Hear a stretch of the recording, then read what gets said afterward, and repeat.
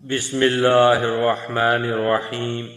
حضرت امام شافعی رحمۃ اللہ علیہ نے اپنے ایک دینی بھائی کو نصیحت فرمائی کہ دنیا ایسا کیچڑ ہے جس میں پاؤں پھسل جاتے ہیں، لہذا بچ بچ کر قدم رکھنا چاہیے اور پاؤں کی لغزش سے ہر وقت ڈرتے رہنا چاہیے۔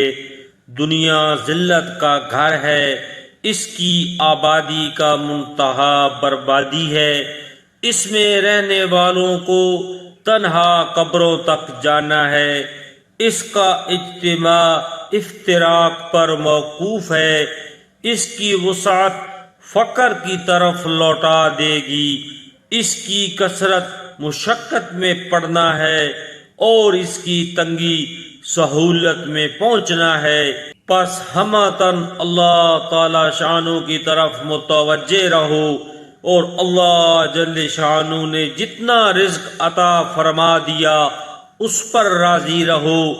اپنی آخرت میں سے دنیا کے لیے قرض نہ لو، یعنی ایسی چیز اختیار نہ کرو جن کا بدلہ آخرت میں ادا کرنا پڑ جائے اور وہاں ضرورت کے موقع پر کمی پڑ جائے، اس لیے کہ یہاں کی زندگی بامنزلہ ایک سایہ کی ہے جو عن قریب ختم ہونے والا ہے، اور بامنزلہ ایک دیوار کی ہے جو جھک گئی عن قریب گرنے والی ہے۔